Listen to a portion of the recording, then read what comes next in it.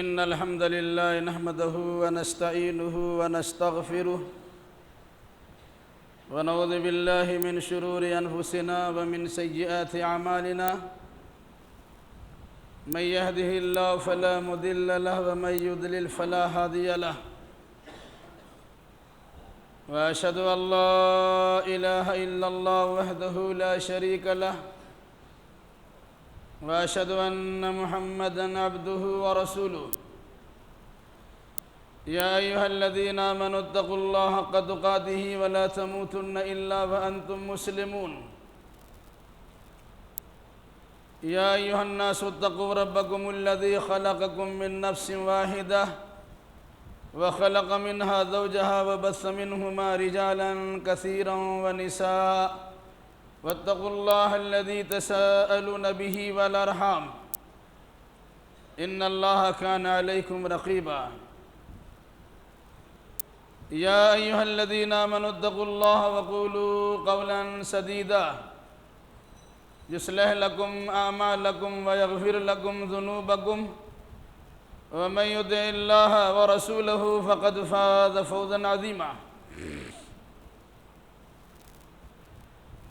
أما بعد فإن خير الحديث كتاب الله وخير الهدي هدي محمد صلى الله عليه وسلم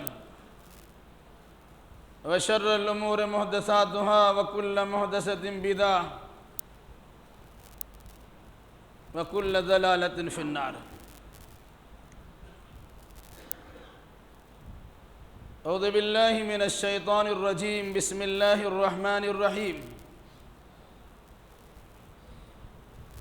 وقال الذين لا يرجون لقاءنا ائت بقرآن غير هذا أو بدله قل ما يكون لي أن أبدله من تلقاء نفسي إن أتبع إلا ما يوحى إلي إني أخاف إن عصيت ربي عذاب يوم عظيم سبحانك لا علم لنا إلا ما علمتنا إنك أنت العليم الحكيم رب اشرح لي صدري ويسر لي أمري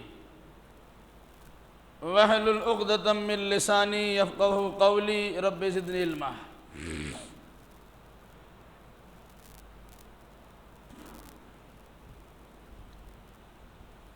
ہر طرح کی تعریف اس وحدہ لا شریک حکم الحاکمین کے لیے ہے جس نے قیامت تک کی انسانیت کے لیے رشد و ہدایت کے واسطے اپنا آخری پیغام قرآن مقدس کو نازل فرمایا۔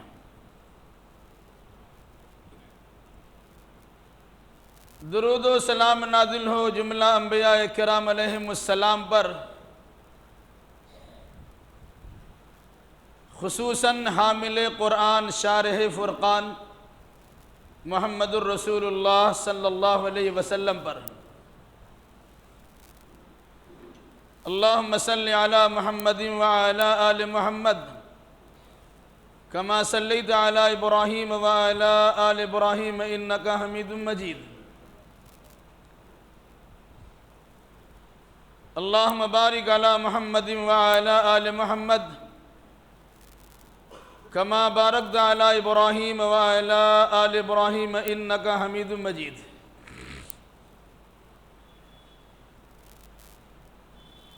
بزرگوں، نوجوان ساتھیوں، پردہ نشی ماں اور بہنوں،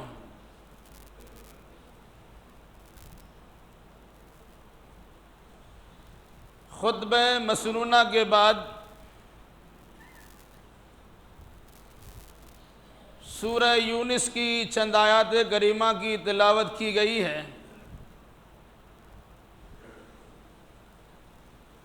انشاءاللہ الرحمن انہی آیات بینات کی روشنی میں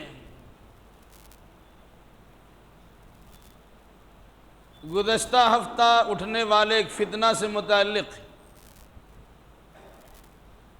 کچھ باتیں آپ کے سامنے رکھی جائیں گی۔ اللہ ہمیں صحیح کہنے، صحیح سننے، صحیح سمجھنے اور صحیح باتوں پر عمل کرنے کی توفیق مرحمت فرمائے، آمین۔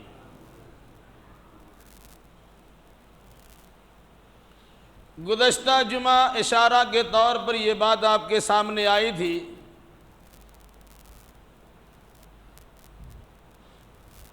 کہ صوبہ اتر پردیش کے لکھنؤ سے وسیم رضوی نامی ایک انسان نے قرآن مقدس کی 26 آیتوں کو قرآن مقدس سے نکالنے کے لیے سپریم کورٹ میں عرضی داخل کی تھی۔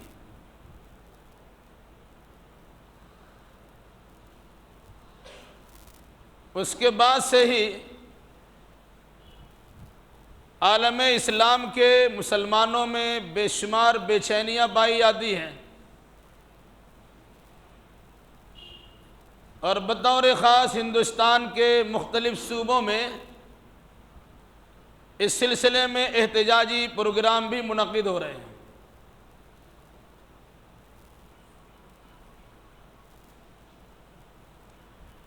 قرآن مقدس کی نگاہ میں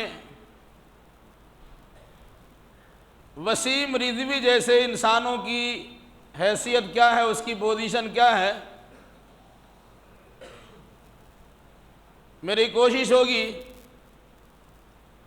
کہ اپنی جانب سے کوئی بات کہنے کے بجائے قرآن مقدس کی آیات کی روشنی میں ایسے بدقماش انسان کی صفتوں کا تذکرہ کر دیا جائے۔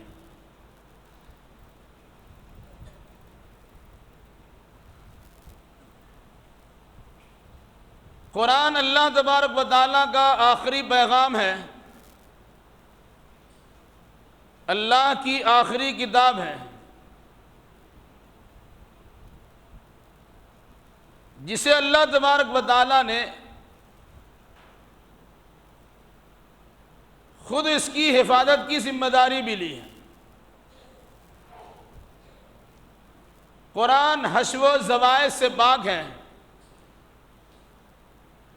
نہ اس میں کسی قسم کی تبدیلی کی جا سکتی ہے، نہ کسی اعتبار سے اس کے اندر سنشودر یا ترمیم کیا جا سکتا ہے،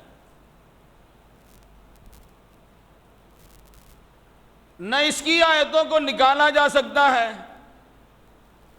اور نہ اس میں آیتیں بڑھائی اور ملائی جا سکتی ہیں۔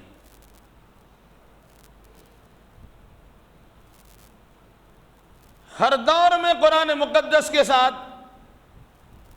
لوگوں نے کھلواڑ کا برتاؤ کیا ہے۔ جس زمانے میں قرآن مقدس کا نزول ہو رہا تھا، اس دور کے انسانوں کی دکھتی رگ پر انگلی رکھنے والی اس کتاب کے خلاف اس زمانے کے لوگوں نے بھی ہرزہ سرائی کی تھی۔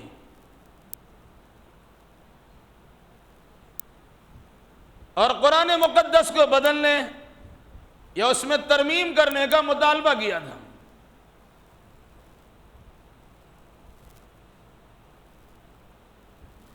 جبکہ قرآن مقدس کا بے لاگ تبصرہ ہے کہ قرآن اللہ کی کتاب ہے، اس کتاب میں تبدیلی کا اختیار اللہ کے نبی کو بھی نہیں ہے، نہ اس سے کوئی گھٹا سکتے ہیں نہ بڑھا سکتے ہیں، نہ اس کے مفہوم کو بدل سکتے ہیں۔ یہ اختیار اللہ نے محمد الرسول اللہ صلی اللہ علیہ وسلم کو بھی نہیں دیا، بلکہ آپ صلی اللہ علیہ وسلم کے لیے بفرض محال خدا نخواستہ رسول اکرم صلی اللہ علیہ وسلم قرآن میں اپنی جانب سے کسی چیز کی آمیزش اور ملاوٹ کر دیتے تو اللہ تبارک و تعالیٰ آپ کی گردن کاٹ دیتے۔ یہ ساری باتیں قرآن مقدس کے اندر موجود ہیں۔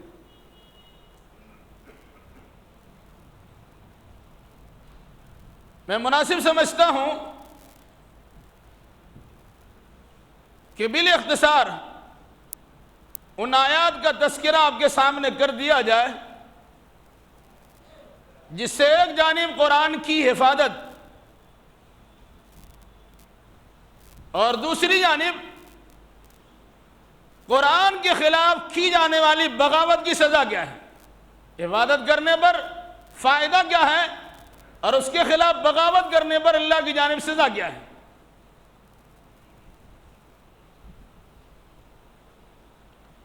اسی مناسبت سے سورہ یونس کی آیتیں پڑھی گئی، قال الذین لا یرجون لقاءنا ائت بقرآن غیر ھذا او بدلہ۔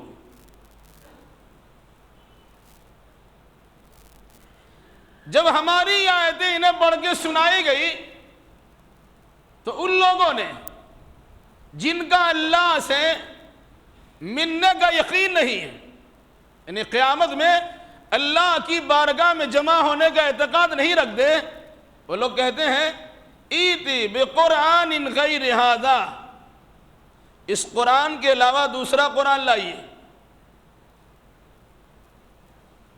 اور اگر ایسا نہیں کر سکتے ہیں او بدلہ، یہ اس قرآن میں تبدیلی کیجیے۔ تو اللہ نے رسول اکرم صلی اللہ علیہ وسلم کو مخاطب کرتے ہوئے کہا کہ آپ کہیے قل ما یکون لی ان ابدلہ من تلقاء نفسی، یہ میرے اختیار میں ہے ہی نہیں کہ میں اپنی جانب سے اس کتاب کے اندر کسی قسم کی تبدیلی پیدا کر سکوں۔ ان اتبع ما یوحی الی، میں اسی کی پیروی کا پابند ہوں جو میرے پاس اللہ کی جانب سے وحی آتی ہے۔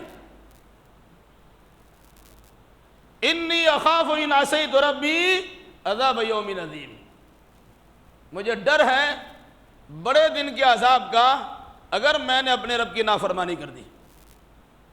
کتنی صاف ستھری بات ہے۔ جس قرآن میں تبدیلی کا اختیار حامل قرآن کو نہیں دیا گیا، اس قرآن میں دنیا کے کسی عدالت کی تبدیلی کا اختیار کیسے مل سکتا ہے؟ اگر کسی نے ایسی حرکت کی ہے، یہ بہت بڑی مجرمانہ ذہنیت ہے جس کے پیچھے بہت ساری طاقتیں کار فرمائیں۔ انشاءاللہ اس کی مختصر وضاحت آپ کے سامنے آئے گی۔ بفرض محال، یعنی تھوڑی دیر کے لیے مان لیجیے، اگر اللہ کے نبی صلی اللہ علیہ وسلم قرآن مقدس میں کسی قسم کی تبدیلی کر دیتے،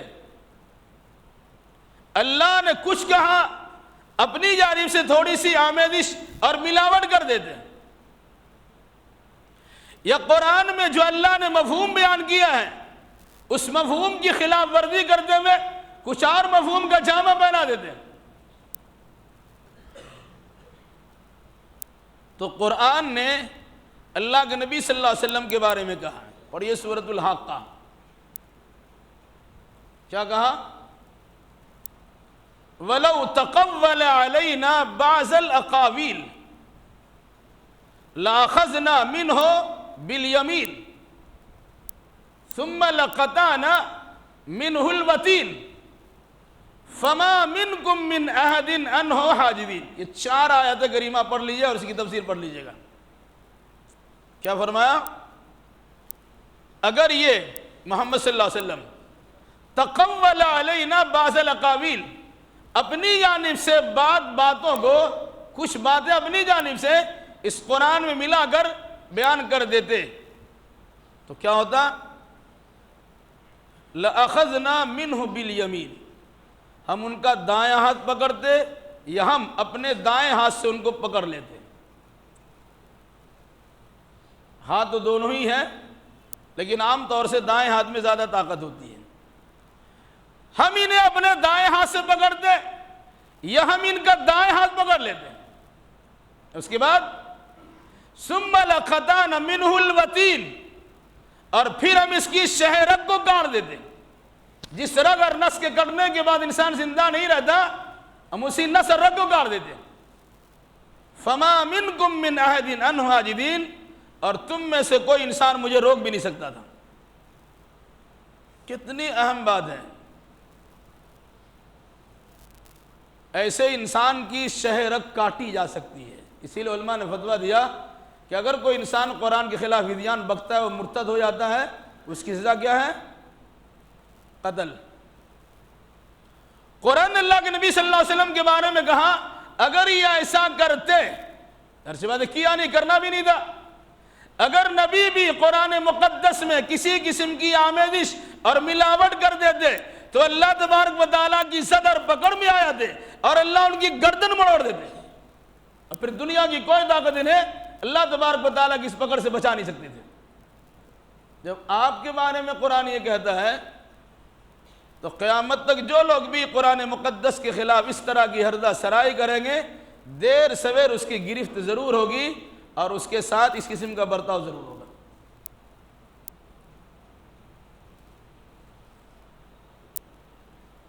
اس طرح قرآن اللہ کی ایک ایسی کتاب ہے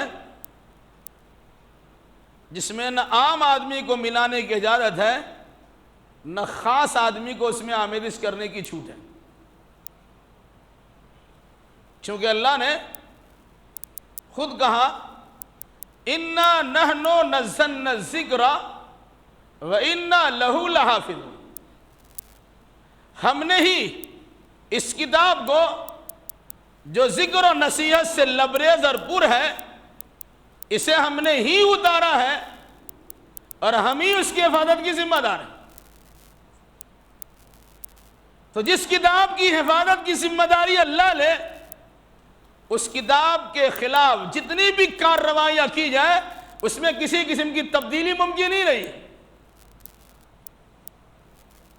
بلکہ یہاں تو قرآن نے کہا لا یاتیہ الباطل من بین یدیہ ولا من خلفہ تنزیل من عزیز حکیم، دائیں سے بائیں سے آگے سے پیچھے سے اوپر سے نیچے سے کسی جانب سے قرآن مقدس پر باطل کا گزر نہیں ہو سکتا ہے۔ کیوں؟ اس کو نازل کرنے والا اللہ جو غلبہ والا ہے اور جو مضبوط ہے۔ یہی وجہ ہے کہ اللہ تبارک و تعالیٰ نے قرآن کی حفاظت کا بہترین نظم و نسق اور بندوبست کیا ہے۔ یہ قرآن اللہ کے پاس موجود لوح محفوظ کے اندر تحریر لکھا ہوا ہے، وہاں سے کاپی کی گئی، نقل کیا گیا۔ رمضان آنے والا ہے، رمضان کے مہینے کی ایک رات میں لوح محفوظ سے پورا قرآن کو نقل کرا کر آسمان دنیا پر بیت العزت میں لایا گیا، اور پھر اس کے بعد وہاں سے 23 سال کی مدت میں تھوڑا تھوڑا کر کے قرآن مقدس کو محمد الرسول اللہ صلی اللہ علیہ وسلم کے دل مبارک پر اور قلب اطہر پہ اتارا گیا۔ آپ نے اسے حفظ کیا، یاد کیا، پھر اس کے بعد قرآن مقدس کی حفاظت کے 2 طریقے اپنائے گئے۔ ایک طریقہ جن کو لکھنا نہیں آتا تھا ان سے کہا گیا کہ آپ اسے یاد کیجئے، وہ سن سن کے یاد کرتے رہے، حافظوں کی ایک جماعت تیار ہو گئی۔ جن کو لکھنا آتا تھا انہیں مکلف بنایا گیا کہ یاد کرنے کے ساتھ ساتھ اسے ضبط تحریر میں لائے جائے، اسے لکھا بھی جائے۔ چنانچہ ہڈیوں پر، چمڑیوں پر، پتیوں پر، چھلنیوں پر قرآن مقدس کی آیتوں کو لکھا گیا۔ تو 2 طریقے سے قرآن کی حفاظت ہوئی۔ حفاظ کرام نے اپنے سینے میں قرآن مقدس کو جمع کیا، اور کاتبین وحی نے اس زمانے میں جن چیزوں پر کسی چیز کو لکھا جاتا تھا ان چیزوں پر قرآن مقدس کی آیتوں کو لکھا اور اسے ضبط تحریر میں لا کر اس کی حفاظت کی۔ پورا قرآن اللہ کے نبی صلی اللہ علیہ وسلم کے زمانے میں موجود تھا، لکھا ہوا تھا۔ اس کی حفاظت کی گئی تھی۔ یہی وجہ ہے کہ سینکڑوں کی تعداد میں حافظ قرآن وہاں موجود تھے۔ صرف جنگ یمامہ کا واقعہ ہے کہ اس میں کم سے کم 70 زیادہ سے زیادہ 700 حفاظ کرام شہید کیے گئے۔ کتنی بڑی تعداد تھی اس کم تعداد والے مسلمانوں کے زمانے میں۔ جب تعداد ہماری کم تھی تب 700 لوگ حافظ قرآن تھے جنہیں ایک جنگ میں شہید کر دیا گیا تھا۔ مقصد کیا ہے کہ قرآن لکھا بھی آتا تھا اور قرآن یاد بھی کیا جاتا تھا۔ واقعہ آپ کو مشہور ہے، معروف ہے کہ حضرت عمر جب اللہ کے نبی صلی اللہ علیہ وسلم کے قتل کرنے کے نکلے تو کسی نے کہا اپنے بہن بہنوئی کی خبر لیجئے۔ جب ان کے گھر کے دروازے کے قریب پہنچے تو اندر سے قرآن پڑھنے کی آواز آ رہی تھی۔ عمر فاروق نے کہا بہن بتاؤ کیا پڑھ رہی تھی؟ تو عمر فاروق کی بہن نے وہ قرآن کا نسخہ دیا جس میں سورہ طٰہٰ، وہ خباب بن الارت سے سورہ طٰہٰ پڑھ رہی تھی کہ یہ پڑھ رہے تھے۔ لکھا ہوا قرآن تھا تب تو پڑھ رہے تھے، لکھا ہوا قرآن تھا تب تو دکھانے کی نوبت آئی۔ ان عقل کے اندھوں کو یہ بات سمجھ میں نہیں آتی کہ بعد میں لکھا گیا۔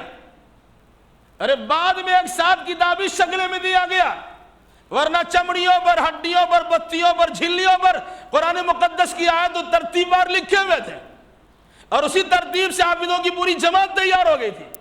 بعد آپ تو بسم اللہ سے شروع ہو کر والناس تک ختم کرنے والے حافظوں کی ایک لمبی فہرست تھی۔ لوگ ایسے لوگ اعتراض کرنے کے لیے آتے ہیں، کہتے ہیں 3 خلیفہ نے اس میں خرد برد کر دیا، اور نعوذ باللہ اس مردود انسان نے صدیق اکبر، فاروق اعظم، عثمان غنی، ان تینوں کو متون و بدنام کرنے کے لیے کہا کہ انہوں نے قرآن مقدس کی آیتوں میں اپنی جانب سے اضافہ کیا ہے۔ یہ بولنے والا در حقیقت قرآن کے اس آیت کا انکار کرنے کے نتیجے میں مرتد ہو جاتا ہے، جس آیت میں قرآن نے کہا ہم نے قرآن کو اتارا ہے اور ہم ہی اس کے حفاظت کی ذمہ دار ہیں۔ بلکہ اس طرح قرآن کی حفاظت کرائی گئی، حافظوں کے سینے میں قرآن کو جمع کر دیا گیا۔ یہ معجزہ ہے۔ آج پوری دنیا میں چھوٹی بڑی کوئی ایسی کتاب نہیں ہے جس کا ایک بھی حافظ ہو سوائے قرآن کے۔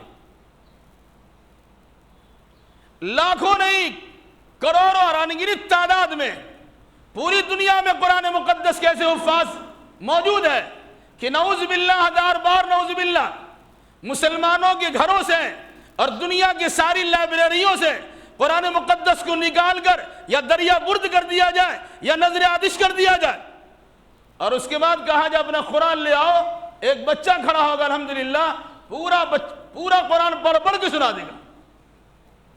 میں ایک ادارہ چلاتا ہوں، ادارہ مرکز تحفیظ القرآن۔ اس 10 سال کی مدت میں میرے پاس 4 بچے ایسے ہوئے الحمدللہ کہ صبح سے لے کے شام تک پورا قرآن پڑھ کے سنا دیتا ہے۔ یہ اللہ کا فضل ہے۔ چھوٹا چھوٹا بچہ ہے، 10 سال 12 13 سال کا بچہ ہے، اس کو موقع دیجئے، فجر میں شروع کرتا ہے، عشاء کے بعد پورا 30 پارہ قرآن سنا دیتا ہے۔ یہ حفاظت کی بات ہے، حفاظت کی بات ہے۔ تو اللہ ایسے افراد کو تیار کر دیتا ہے، اگر لوگ اس کی مخالفت کریں گے چھین لیں گے، جلا کے راکھ کر دیں گے۔ ایک حافظ کھڑا ہوگا، کاتب سے کہا لکھیے، میں پڑھتا ہوں، لکھتے جائیے، بسم اللہ الرحمن الرحیم شروع ہوگا، والناس پہ ختم ہوگا، کسی قسم کی رکاوٹ بھی نہیں آئی۔ یہ پوری دنیا میں کسی کتاب کو شرف حاصل ہے تو وہ قرآن مقدس ہے۔ یہی وجہ کہا جاتا کہ کسی کتاب کو کتاب کہلانے کا حق نہیں ہے۔ اگر کتاب کہلانے کا حق کسی کو ہے تو یہ قرآن مجید ہے، کیونکہ جتنی بھی کتابیں ہیں ان کتابوں کو اگر بار بار چھاپا جائے، اس کے ایڈیشن الگ الگ ہوتے رہے، تو کسی نہ کسی اعتبار سے مصنف اس کے اندر زیادہ کرتا ہے، کم کرتا ہے، ترمیم کرتا ہے، اضافہ کرتا ہے، کچھ باتیں بڑھاتا ہے، کچھ باتیں گھٹاتا ہے، کیونکہ اس کی کم علمی کی نشانی ہوتی ہے، اس سے زیادہ اہم بات انہیں سمجھ میں آ گئی، اس میں کچھ اضافہ کر دیتا ہے۔ لیکن قرآن جس طرح اللہ کے نبی صلی اللہ علیہ وسلم نے لکھوایا تھا، جبریل امین نے جیسے سنایا تھا، آپ نے اسے یاد کیا تھا، کاتبین وحی سے لکھوایا تھا۔ آج اسی طرح قرآن موجود ہے، جہاں چلے آئیے پوری دنیا میں قرآن بسم اللہ سے شروع ہوگا اور والناس پہ ختم ہوتا ہے۔ جس در حقیقت اللہ کی جانب سے قرآن کی حفاظت کا بہترین بندوبست کرنے کا نتیجہ ہے۔ ایک بات اور بھی سنیے، پڑھیے سورۃ القیامہ۔ شروع میں جب جبریل امین اللہ کے نبی صلی اللہ علیہ وسلم کو قرآن سناتے تھے تو آپ کو ڈر لگتا تھا کہ شاید بھول جائیں گے، تو جلدی جلدی اپنی زبان کو حرکت دیتے تھے، ہونٹوں کو ہلاتے تھے، جبریل کے ساتھ اب پڑھتے چلے آتے تھے۔ دیکھیے گا آج بھی اسکول میں یا مدرسوں میں استاد جب پڑھتے ہیں اور بچوں کو یاد کرنا رہتا ہے تو استاد کے وہ بھی پڑھتے رہتے ہیں، یاد ہو جائے شاید بھول نہ جائیں، اسے دہراتے رہتے ہیں۔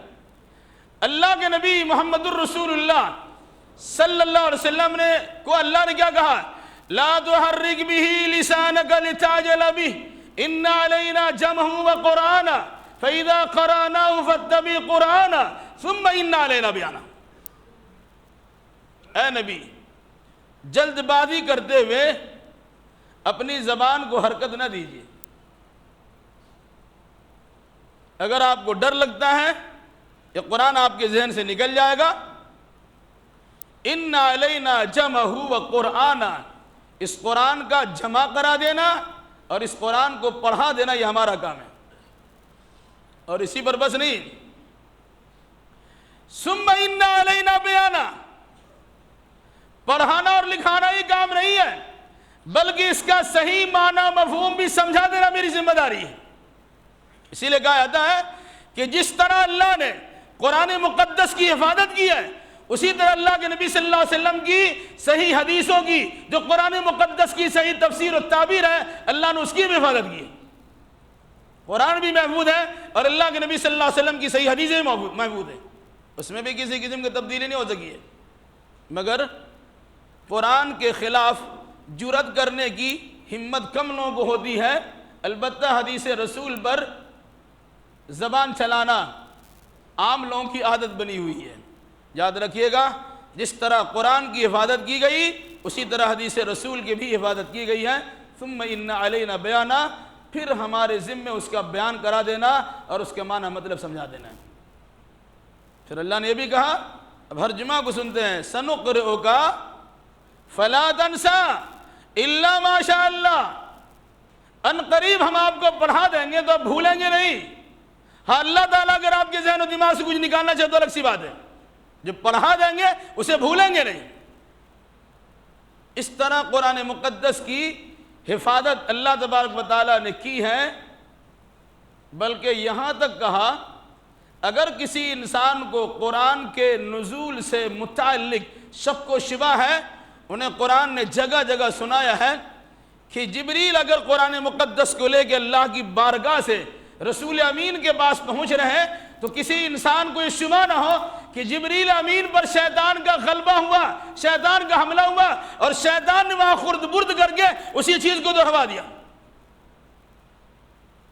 قرآن مقدس اگر پڑھیے، سورہ جن پڑھیے تو اندازہ ہوگا، قرآن کے نزول سے پہلے جنات اور شیطان کا گزر آسمان تک ہو جاتا تھا، لیکن جب قرآن کے اترنے کی باری آئی تو اللہ نے سخت پہرے بٹھا دیے، آسمان پر فرشتوں کے پہرے لگا دیے۔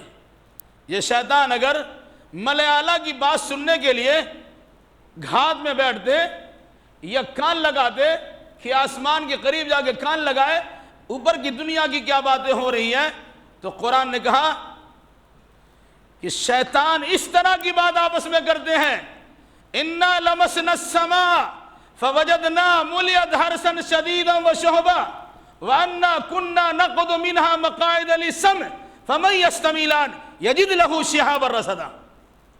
پہلے ہمارا معاملہ یہ تھا کہ ہم آسمان کے قریب پہنچ کر کان لگاتے تھے، سنتے تھے کہ اللہ کے فرشتے آپس میں کیا بات کرتے ہیں۔ اگر قرآن کے نزول کا معاملہ نہیں ہوتا، دوسری کتابیں آ رہی ہوتی، ہم اس میں ملانے کی بھی کوشش کر دیتے تھے، لیکن قرآن کے نزول کی جب باری آئی ہے تو اللہ نے ایسا پہرا بٹھا دیا کہ ہم اندر جا ہی نہیں سکتے ہیں۔ ورنہ کوشش ہماری ہوتی ملانے کی. وَأَنَّا كُنَّا نَقُعُدُ مِنْهَا مَقَاعِدَ لِلسَّمْعِ، پہلے ہم بیٹھتے تھے سننے کے لیے. فَمَن يَسْتَمِعِ الْآنَ يَجِدْ لَهُ شِهَابًا رَّصَدًا. اب معاملہ ایسا ہے کہ اگر ہم میں سے کوئی کان لگا کر آسمان کی بات سننا چاہتا ہے تو اللہ کے فرشتے آسمان کی ستارے توڑ کر اس کی سرگوبی کرتے مار دیں. کتنی زبردست حفاظت کا بندوبست اللہ نے کیا ہے.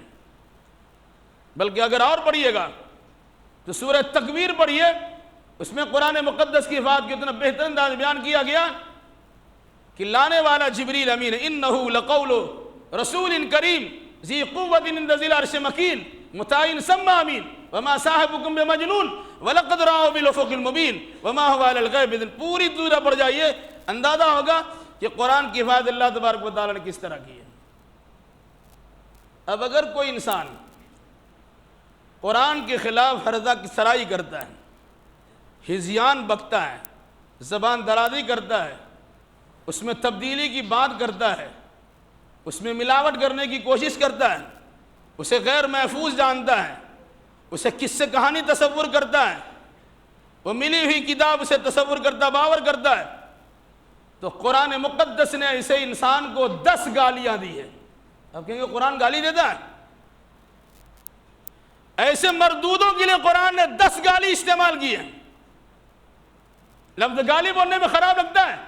کسی کو حرامی کہیے گا کیا ہے، کسی کو جھوٹا کہے تو کیا ہے، کسی کو ذلیل کہے اور کمینہ کہے تو کیا ہے.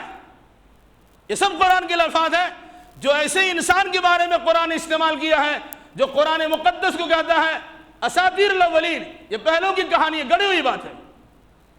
اگر میری بات پہ یقین نہ ہو پڑھیے قرآن مقدس اور سورۃ القلم 29واں سپارہ سورۃ القلم پڑھیے. قرآن کیا کہتا ہے؟ وَلَا تُطِعْ كُلَّ حَلَّافٍ مَّهِينٍ هَمَّازٍ مَّشَّاءٍ بِنَمِيمٍ مَّنَّاعٍ لِّلْخَيْرِ مُعْتَدٍ أَثِيمٍ عُتُلٍّ بَعْدَ ذَلِكَ زَنِيمٍ أَن كَانَ ذَا مَالٍ وَبَنِينَ إِذَا تُتْلَىٰ عَلَيْهِ آيَاتُنَا قَالَ أَسَاطِيرُ الْأَوَّلِينَ سَنَسِمُ عَلَى الْخُرْطُومِ. ان آیات کا ترجمہ اور اس کی تفسیر پڑھ لیجیے.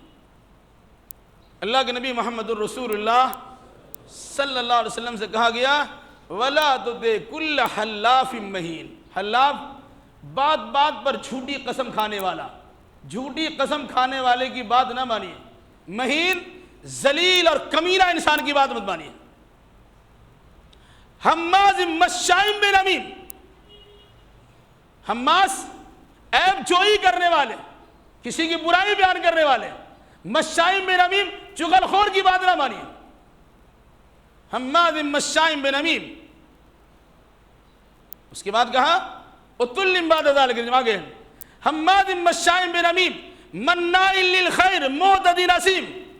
خیر سے روکنے والا، معتدین حد سے تجاوز کرنے والا، اثیم سخت گناہگار، عتل اجڑ ترش مزاج، وبعد ذلک زنیم اور اس کے بعد حرامی. یہ لفظ استعمال قرآن نے کیا ہے. جس کے نسب کا عطا پتہ نہیں ہو وہی قرآن مقدس کے مطابق کے خلاف ورزہ سرائی کرتا ہے. جو بد نسل ہوگا، جس کے باپ کا عطا پتہ نہیں ہوگا، جو کہیں اور سے آیا ہوگا اور اپنا رشتہ کسی جوڑ لیا ہوگا، ایسے انسان کو عربی میں زنیم کہتے ہیں. یہ ایسے حرامی قسم کے لوگ ہوتے ہیں جو قرآن مقدس کے خلاف بکواس کرتے ہیں. یہ ہم نے نہیں کہا، پڑھیے قرآن. اور اسی پر بس نہیں ہے بلکہ ایسے انسان کو سور تک بھی کہا ہے. اگر ہم جملہ استعمال کریں لگتا ہے کہ کیا غلط استعمال کر دیا. لفظ خرطوم عربی میں استعمال کیا گیا جسے ہاتھی کے سوڑ کو یا سور کے ناک کو خرطوم کہا جاتا ہے. اسی کے بعد قرآن مقدس نے کیا کیا ہے؟ حماز مشاء بنمیم مناع للخیر معتد اثیم عتل بعد ذلک زنیم ان کان ذا مال وبنین. وہ قرآن کے خلاف اس قسم کے بکواس اس لیے کرتا ہے کہ اس کے پاس مال ہے یا اس کے پاس اولاد ہے، یعنی مالی قوت بھی ہے اور افرادی قوت بھی ہے. وہ انسان قرآن کے خلاف ایسا بکتا ہے. ان کان ذا مال وبنین اذا تتلی علیہ آیاتنا قال اساطیر الاولین. جب بھی ایسے انسان کے سامنے ہماری آیتیں پڑھ پڑھ کے سنائی جاتی تو وہ کہتا ہے اساطیر الاولین، یہ پہلوں کی کہانی ہے. تو جو انسان قرآن مقدس کو گڑھی ہوئی کتاب کہتا ہو، تیار کردہ گڑھن سمجھتا ہو، ایسے انسان کو یہی گالیاں قرآن مقدس نے دی ہے، اور دنیاوی اور اخروی اعتبار سے کہا سنسم علی الخرطوم، ایسے سور و ہاتھی کے ناک پر ہم نشان لگا دیں گے، اس کی ناک کاٹ دیں گے۔ انسان اپنی ناک کو بلند کرتا ہے اور اپنی بڑائی کا اظہار کرتا ہے، قرآن کہتا ہے اس کی ناک کاٹ دیں گے۔ دیکھ لیجیے وسیم رضوی کا پتہ کہاں ہے؟ اس سے پہلے سعید الاشماوی مصر میں اس طرح سے بدتمیزی کیا تھا، مسلمان نام رکھ کر، سلمان رشدی نے اس قسم کی حرکت کی تھی، بھاگا ہوا ہے۔ بنگلہ دیش کی تسلیمہ نصری نے کی، اس کا عرصہ حیات وہاں تنگ کر دیا کہ ہندوستان میں پناہ گزین ہے۔ اس بےہودہ انسان نے بھی سوچا ہمارے پاس تو کچھ نہیں ہے، غبن کا کیس ہمارے اوپر ہے، دھوکہ دہی کے الزام ہمارے اوپر ہے، بے شمار بدتمیزیاں ہم کر چکے ہیں، ہمارا جینا تو دوبر ہو گیا، کسی وقت ہمارا شکنجہ کسا آ سکتا ہے، ہم گرفت میں آ سکتے ہیں۔ ایسا سوچا چھوڑا گیا کہ جس کے نتیجے میں لوگوں کے توجہ ادھر ادھر مبذول ہو جائے اور ہمارے خلاف لوگوں کی کارروائی ہو، ہمیں بھی ہندوستان سے باہر بھیج دیا جائے۔ یہ اس قسم کی بدتمیزی کرنے کا مقصد ہوتا ہے۔ قرآن نے کیا کہا؟ سنسمہ علی الخرطوم، اس کی ناک کاٹ دیں گے۔ چنانچہ مکہ کے ان سرکسوں کی ناک بدر کے میدان پہ کاٹ دی گئی، اور پھر مرنے کے بعد ایسے انسانوں پر جو شکنجہ کسا جائے گا، جس ناک کو لے کے انسان اپنے آپ کو بڑا سمجھتا تھا، اس کی ناک تو کٹتی ہوئی نظر آئی ہے۔ دیکھ لیجیے وسیم رضوی کا حال، خاندان نے ساتھ چھوڑا ہے، بیوی بچوں نے ساتھ چھوڑا ہے، بھائی ماں نے ساتھ چھوڑا ہے، اس کا عرصہ حیات ویسے تنگ ہو گیا، لیکن اس کے باوجود بھی اس کی اکڑ ویسی رہے۔ تو قرآن کہتا ہے لا تعتذروا قد کفرتم بعد ایمانکم، اب جتنا بھی تم عذر کر لو، تمہارا عذر کا اعتبار نہیں ہوگا، عذر قبول نہیں کیا جائے گا۔ ایسے انسان کو قرآن مقدس نے کافر کہا ہے، اور اس کی سزا سوائے گردن کاٹنے کے کچھ نہیں ہے۔ چونکہ ہمارے اختیار میں گردن کاٹنا نہیں ہے، سزا دینا ہمارے اختیار میں نہیں ہے۔ اسلام حکومت سے مطالبہ کر سکتے ہیں کہ ایسے مردود انسان کو، ایسے دریدہ ذہن انسان کو، ایسے ملعون انسان کو، اور ایسے کمینہ اور بدنصیب انسان کو ان کی اس دنیا میں کیا فرق کردار تک پہنچایا جائے، ورنہ پھر یہاں کا فضا اور بھی خراب ہو سکتی ہے۔ یہ ہے قرآن مقدس کی چند باتیں۔ میرے بھائیوں، اللہ کے واسطے قرآن کو ترجمہ کی مدد سے پڑھنے کی کوشش کیجئے۔ ہر گھر میں تسلیمہ نسرین پیدا ہو چکی ہے، برا نہ مانیے گا، اور ہر گھر میں سلمان رشدی اور وسیم رضا پیدا ہو چکا ہے۔ آپ کو لگے برا تو الگ سی بات ہے، آپ کے بچے کرسچن نہیں بنے ہیں، کافر نہیں بنے ہیں، یہودی نہیں بنے ہیں، تو آپ کے بچے مسلمان بھی نہیں رہے۔ چھوٹے چھوٹے بچے اعتراض کرتے ہیں کیونکہ آپ نے اس کی تعلیم کے لیے جو ماحول دیا ہے، جو غیر مسلموں کے گود میں آپ نے ڈال دیا ہے، ان کے گرجا گھروں میں جانے کا جو طریقہ ان کو سکھلا دیا ہے، ان کے ذہن و دماغ میں وہی باتیں ڈالی جاتی ہیں، اور اسلام کے خلاف وہ بزدلی پیدا کرتے اور آپ کے گھر میں آ کر آپسی سلسلے میں گفتگو کرتے ہیں۔ چونکہ آپ کے پاس علم نہیں ہے، آپ اس کا جواب نہیں دے سکتے، علماء کی مجلس میں ان کو پہنچا نہیں سکتے ہیں، آپ سمجھتے میرا بیٹا میری بیٹی تو ماشاءاللہ بڑی پڑھی لکھی ہے، اس کا انجام کتنا خطرناک ہے۔ مؤذن کی بیٹی ہو کے تسلیمہ نسرین بن سکتی ہے، وہ بھی امام یا مؤذن کی بیٹی کہائی جاتی ہے۔ مطلب کیا ہوا؟ آپ نے شروع میں اسے چھوٹ دے دیا، اور ایسی چھوٹ دی کہ اس نے آپ کو ناک و دم کر دیا، آپ کو ناک و چنا چبا دیا۔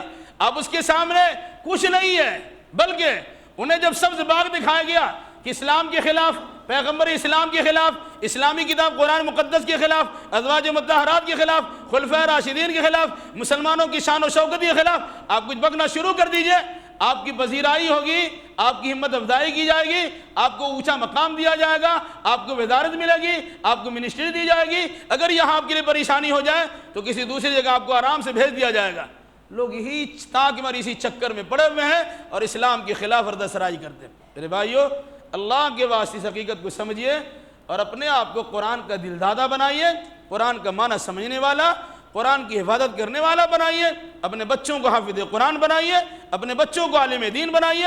اگر اس کے ساتھ ساتھ دنیا کے سارے علوم و فنون حاصل کیجئے، کوئی منع اور سختی کی بات نہیں، آرام سے کریے کرائیے، لیکن حفاظت قرآن کسی غریب کی ذمہ داری ہے، جس کو کھانے کے لیے ہے، جس کو دانا نہیں ہے، جس کو رہنے کے گھر نہیں ہے، ہم سمجھتے ہیں وہی بیچارے غریب و نادار اس قسم کے کام کریں گے، ہرگز نہیں۔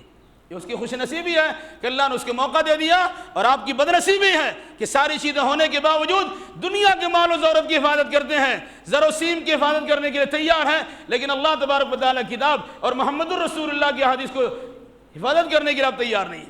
اس لیے میری گزارش ہے آپ اس حقیقت کو سمجھیے، اللہ کے واسطے قرآن کو پڑھیے، ترجمہ سے پڑھیے، اور جو لوگ اس قسم کی بات کرتے ہیں اس سے منہ لگنے کی ضرورت ہی نہیں ہے، وہ تو ذلیل و خوار خود ہی ہوں گے۔